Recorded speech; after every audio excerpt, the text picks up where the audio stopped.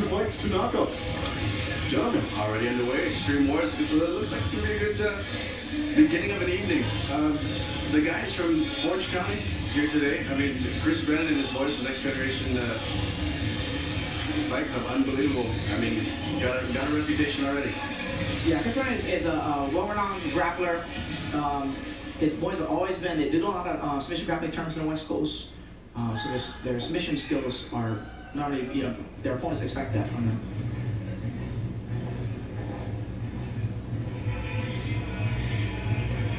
And of course tonight, Hawaii's top team, local boys from Hawaii taking on the boys from the mainland. I see Jonny Guns, Ohio coming out. I believe they were calling this the Fighting for the Love of the Land.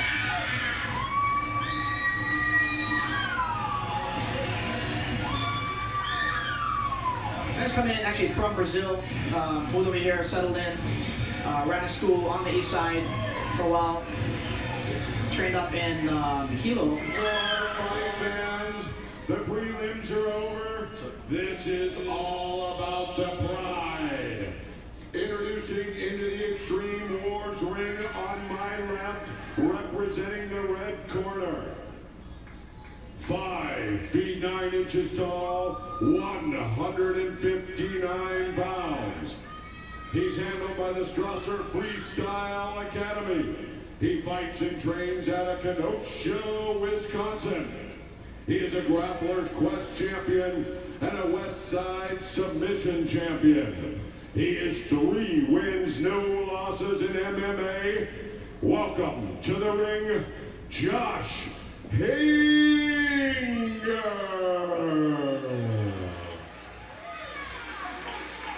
And his opponent in the blue corner. 5 feet 8 inches tall, a deadly 154 pounds. He appeared at Rumble on the Rock 2 and 3 and was a 2-time winner. He is a submission specialist and a distinguished member of Hawaii's top team. Welcome to the ring, Jonny.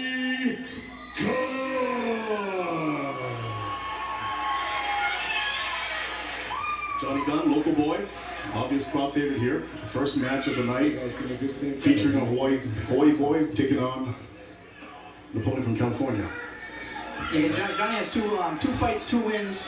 First one coming in about 30 seconds, second one just under 2 minutes. So look for a submission, look for a good ground control, great rough composed game.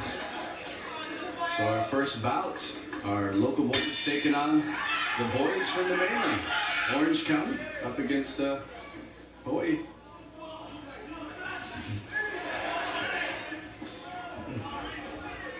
You're right, Chris. Looks like Johnny's trying to take him down to the ground right off the bat. And actually, John's looking for the clinch. That's why he sat straight up, looking to hopefully block a couple punches going for the clinch. Looks like Johnny's a little more comfortable striking.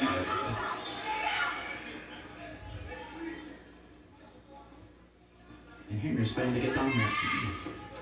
He's looking to go down. Johnny's really relaxed. Very relaxed, very well composed. I think he's been working a lot on his striking the past few years, so he's feeling a lot more comfortable. Oh, nice. Nice straight right hand. Knocking his guillotine. He's under the chin. I would say we got a 10-finger guillotine. Looks pretty tight. He's got to get some ropes. Looks as though he's got it. A lot of times with these guillotine chokes or 10-finger guillotines, it's very hard to get out, just simply because a lot of the MMA gloves don't allow your hands to slip in between your hands. It looks like actually John's pretty okay. That's a little bit to the side, got his chin kind of almost in there. First takedown. John's still working on guillotines. Obviously, he's got a traditional guillotine here. He's got it. Right inside of the neck, right on top of a lot of pain. And squeezing up, now it's sinking a little bit more. Again, I think they're still working for a good grip to try and finalize a guillotine, which is often difficult. But you have to be careful too when we're applying any submission, because a lot of times you can actually use all your energy trying to finish off the guy. Exactly. And you know, people don't really experience that until, you know, and you're in a situation you think they're just kind of holding on, but he's actually squeezing hard to try and see if he can take this fight out easy and quick. It's like an isometric exercise. You just stand there and you're squeezing, and then realize you just left a lot of energy. A lot of times when you defend submissions, you're not thinking about your breathing either, so a lot of times you're holding your breath to just put a lot more force into it. And that's what a lot of people don't understand. It looks like Jonny is comfortable. Hinger just went for what's called an anaconda choke. It's kind of a popular choke by Rodrigo Minotauro Nogueira in Pride. Jonny smartly slipped to the side, slipped out of it. Nice to stay straight there by Jonny.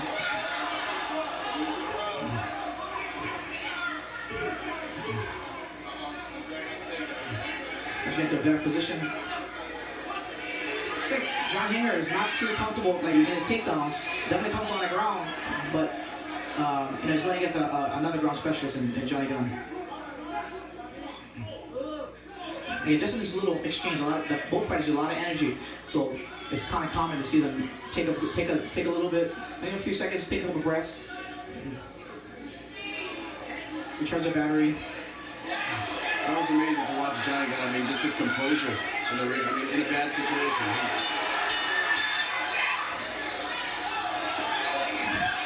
That was the end of the bout. Ref has to step in there. First round. The referee didn't hear the bell. Yeah. Perhaps he was looking for a knockout like we were. We got 2 knockouts in the first 2 rounds in the first 2 matches. But that was indeed the bell, and then the first round. And this is here, let's look at some replays before we go on here. Jonny was trying to secure his 10-finger guillotine. Again, the guillotine with the arm inside, so the 10-finger guillotine. Just trying to secure it, lock it in here. And a lot of times, a lot of people can tap from there. If you can get under there, you can put some torsion on the neck, bend the neck forward, and sometimes you get it in the neck crank and a choke on top of that. You see John looking pretty comfortable. Not too worried about it. And Josh Hinger, I mean, he was in that for a while. And some of the guillotine chokes and any kind of chokes in general, they're sneaky in that you can feel okay, but the longer you're in it, it's slowly coming out blood, and then when it's either pop out, you feel a little lightheaded, or sometimes you can kind of just slip into it. And like you said earlier, it's either going to be the... Just saw it right there. From Jonny Gunn to the throat of Josh Hinger. Again, we talked about earlier about a good solid shot. Most of the veterans, they'll immediately try to shoot off that it gives time to recover, possibly catch the guy overextending, running after trying to finish up. Now we're getting ready for round 2.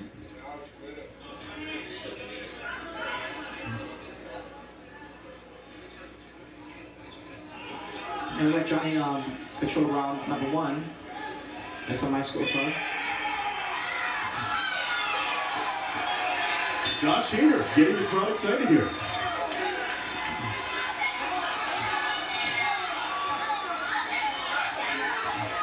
So I think that Josh... His corner definitely said, in the corner, his corner definitely had to tell him that, hey, you know what, you lost this first one, you gotta come strong here, you gotta take it back, you gotta even this up. A little more aggressive. A little more movement. Back. And back into the guillotine choke. That was actually pretty tight.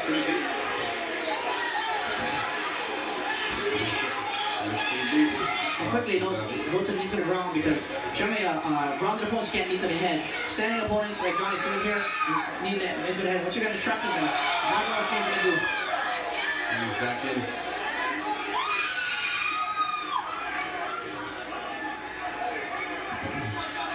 So you see good action in the second round. Josh. Yeah, both fights are coming at it. Jonny's an aggressive guy by nature. Yeah. John Hinger, he knows he got to take back this round. He can't be down 2 rounds. The problem with that a lot of times is when you push the fight, it takes a lot out of you too, man. A couple failed takedown attempts. So Josh Hinger definitely came up fired up at the beginning of the second round. It was a low blow. A lot of times in those tight clinches with the knees, they're trying to slip it up and get it right in the ribcage, right in the breadbasket. And because of that angle, you know, hipping in to try and minimize the attack area, a lot of fighters get caught in the groin there.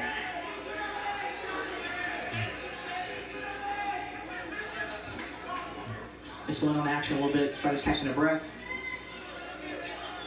His punches don't really hurt. They're more like a nutrition thing. Irritant. More irritant, and they actually, they kind of chip away at the log there. So, as the fight goes on, the longer that it takes a little bit of condition out of him. Jonny Gunn looking for a little assistance on the referee and low blow while it's tied up in the corner there. No sympathy from the ref. Yeah. A lot of times what that will do is they'll draw attention to the referee. So hoping the next one the referee will carry them up for a nice exchange here. Oh, nice slip in the knee there. Nice.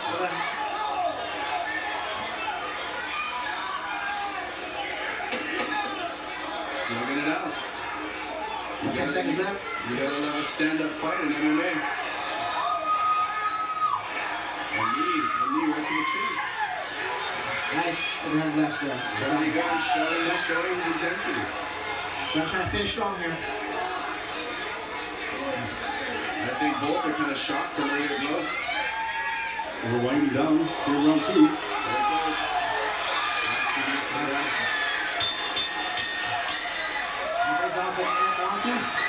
Unbelievable second 3 round. rounds to book. Unbelievable. Chris, who do you have to give that round to?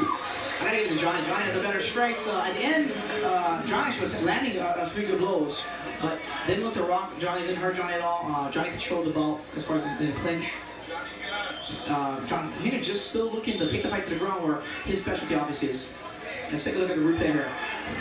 Nice. That was a straight left. Right there. Twice. There you go. That was a nice one right across the jaw there. So Jonny pretty accurate on his punches. That's right at the end of the break, right at the end of the round there. It's got to be frustrating, Josh, because you know he's thinking that he wants to take it down. He wants to go down to the mat. Jonny Gunn looks very relaxed. Yeah, one of the worst feelings you can feel as a grappler is that you just can't get this guy to the ground where, let's take a look at a couple more exchanges here. Nice attempt at spinning back this. What's surprising is actually very effective at MMA when it lands. Nice head kick there.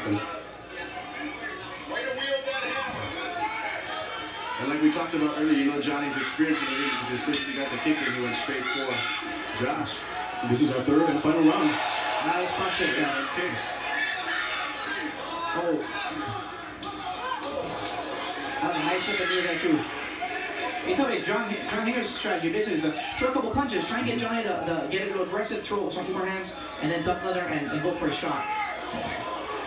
Another to the groin. Right to the groin there. I mean, even with your cup, I mean, you feel it in the abdomen. That goes all the way up. Absolutely. That cup has a way of reaching out and touching it. It's not 100%. I got a chance to interview and hang out with the guys from Chris Brennan's boys this past week.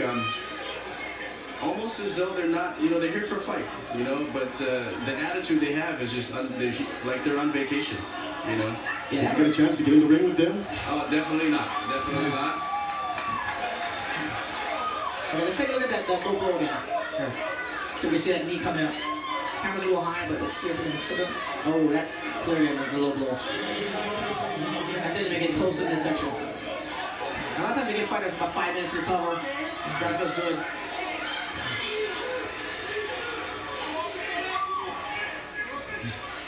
That kind of thing does 2 things. One, it kind of takes some wind out of you just because of the blow. And 2 is it kind of pisses you off and you want to come back to the guy and end up using a lot more energy because you want to get this guy back for doing that. So.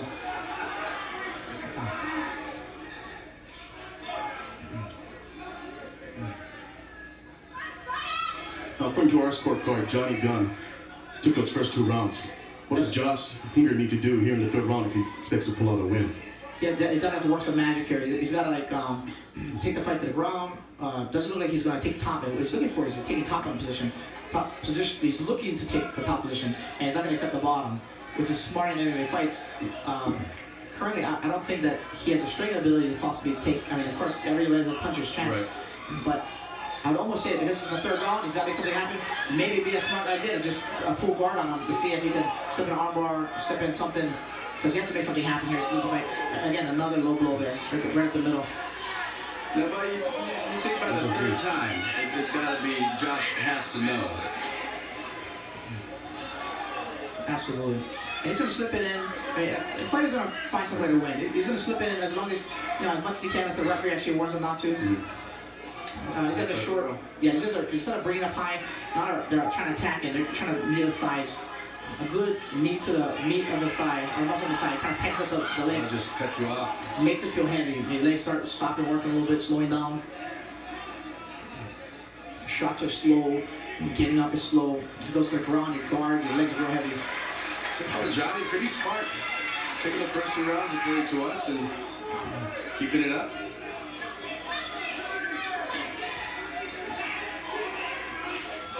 Nice kick in midsection. Solid one. This is it. This is the end of the round. Here we go. Guys are going to slip in some punches again.